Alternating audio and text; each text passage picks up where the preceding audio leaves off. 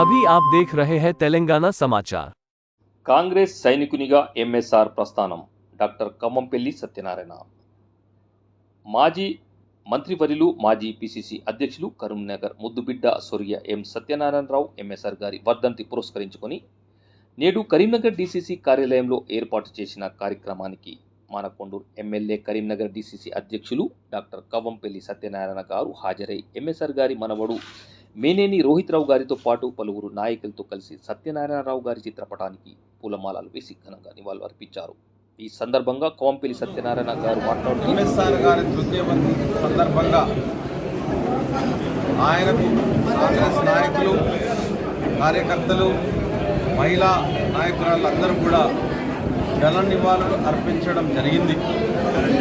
ఒక కాంగ్రెస్ సైనికునిగా ఆయన కరీంనగర్ జిల్లాలో ఆయన ప్రస్థానం కొనసాగించి ప్రత్యేక తెలంగాణ ఉద్యమంలో పాల్గొని అదేవిధంగా కాంగ్రెస్లో ఎంపీగా, ఏఐసిసి జనరల్ సెక్రటరీగా, ఎమ్మెల్యేగా, మంత్రిగా ఎన్నో పదవులు అలంకరించి ఆ పదవులకు వన్నె తెచ్చినటువంటి వ్యక్తి ఎం సత్యనారాయణరావు గారు.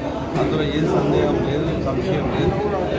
ఎంతోమంది నాయకులను తయారు చేసినటువంటి వ్యక్తి, ఎంతోమంది నాయకులకు, కాంగ్రెస్ పార్టీకి ఈ జిల్లాలో దశ దిశ నిర్దేశం చేసినటువంటి వ్యక్తి ఎంఎస్ఆర్ గారు.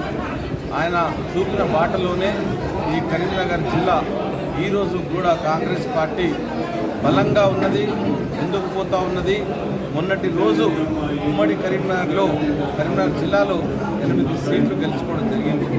మరి ఆయన నిజంగా కూడా హృదయపూర్వకంగా ఘన నివాళులు అర్పిస్తూ ఉన్నాం.